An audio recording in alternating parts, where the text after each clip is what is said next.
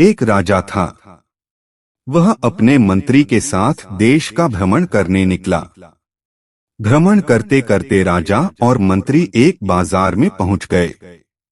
उस बाजार में राजा का ध्यान एक दुकानदार के ऊपर गया। उस दुकानदार को देखते ही राजा के मन में न जाने क्यों यह विचार आया कि मैं इस दुकानदार को कल फांसी की सजा दे दूं।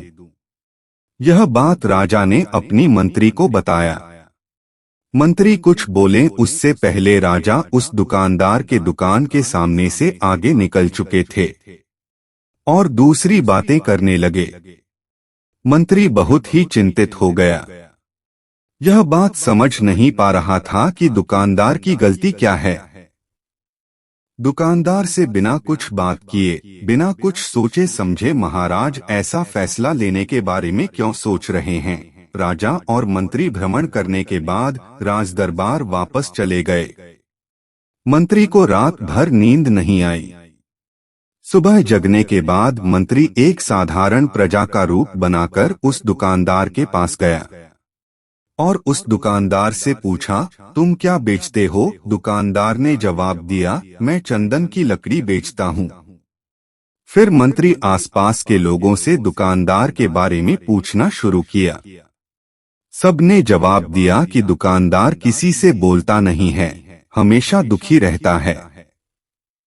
मंत्री को बात समझ में आ गई। मंत्री फिर वापस दुकानदार के पास गया और उस दुकानदार से पूछा, तुम दुखी क्यों रहते हो? दुकानदार ने बताया, मैं दुखी इसलिए रहता हूँ क्योंकि मेरे दुकान पर लोग आते हैं, चंदन की लकड़ियाँ सूंघते हैं और बोलते हैं, बहुत ही सुंदर है, बहुत ही अच्छी महक है, लेकिन कोई खरीदा नहीं है, इसलिए मैं बहुत दुखी रहता हूँ।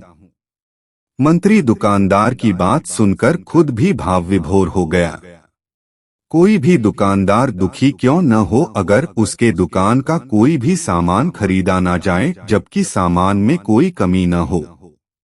मंत्री सोचने लगा कि यह दुकानदार अपने दुखों के वजह से इतना दुखी रहता है, परंतु राजा इस दुकानदार को फांसी पर क्यों लटकाना चाहते हैं? अर्थात राजा के मन में आए हुए विचार का उत्तर अभी तक मंत्री को नहीं मिला था।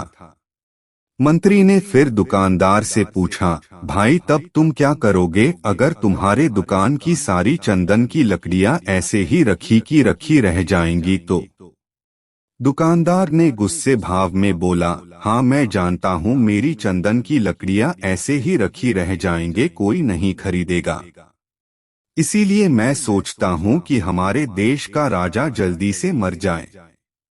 अगर वह जल्दी से मर जाता तो मैं उस राज दरबार में उस राजा के दाह संस्कार के लिए अपनी चंदन की लकड़ी देता, जिससे मुझे कुछ पैसे मिल जाते और इस बाजार के अलावा बाकी के लोगों को भी मेरे चंदन की लकड़ी के बारे में पता चलता, तो फिर शायद कुछ न कुछ लोग मेरी दुकान से जरूर खरीदने आते चंदन की लकड़ी।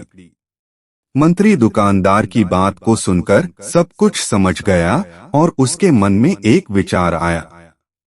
मंत्री ने दुकानदार से चंदन की कुछ लकड़ियां खरीदे। इस खरीदारी से दुकानदार को कुछ पैसे भी मिल गए और वह थोड़ा खुश भी हो गया। मंत्री चंदन की लकड़ियों को लेकर वापस राजदरबार चला आया। राजदरबार पहुंचकर मंत्री ने उन चंदन की लकड़ियों को राजा के समक्ष रख दिया और बोला कि हे राजन, ये चंदन की लकड़ियां उसी दुकानदार ने आपको भेंट किया है जिस दुकानदार को आप फांसी देने के लिए सोच रहे थे। राजा उन चंदन को सूंघे तथा सूंघने के बाद बड़े ही प्रसन्न हुए। उन्होंने कहा, यह चंदन की लकड़ियां बहुत ही ज्यादा खुशबूदार हैं। दुकानदार के इस अनोखे भेंट से राजा बहुत खुश हुए और मंत्री को कुछ स्वर्ण मुद्राएं दिए तथा बोले, जाओ उस दुकानदार को ये स्वर्ण मुद्राएं इनाम में देना और बोलना कि आज के बाद महल में जब कभी भी चंदन की लकड़ी की जरूरत पड़ेगी तब तुम्हारे दुकान से ही चंदन की लकड़ी ली जाएगी।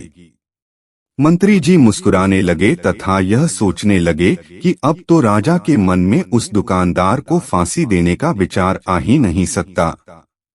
क्योंकि अब तो हमेशा राज दरबार के लिए चंदन की लकड़ियों का इंतजाम की जिम्मेदारी उस दुकानदार को जो मिल गई है।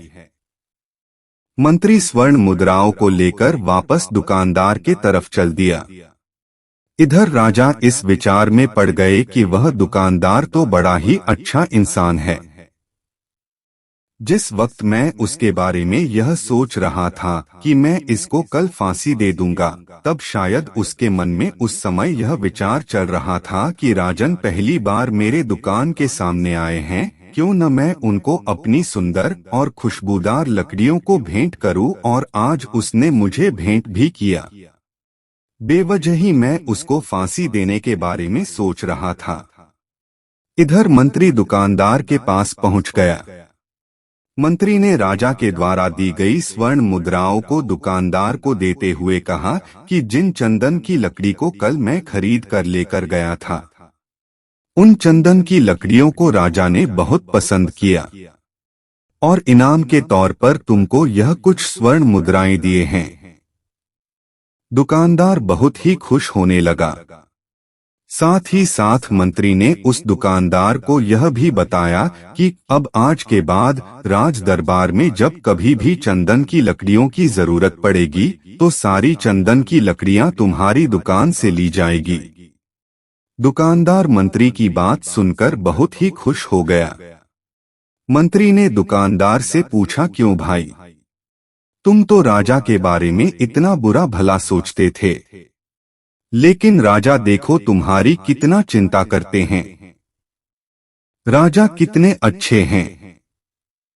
राजा अपनी प्रजा के बारे में कभी भी गलत नहीं सोचते हैं। दुकानदार मंत्री की बात से सहमत हो गया और बहुत दुखी हुआ।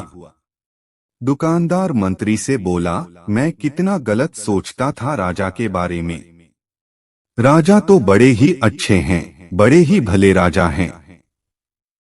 भगवान करे कि राजा की बहुत ही लंबी आयु हो।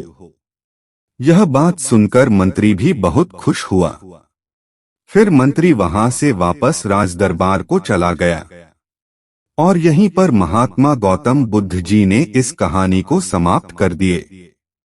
फिर अपने शिष्यों से उन्होंने पूछा कि अब बताओ कि कर्म क्या है।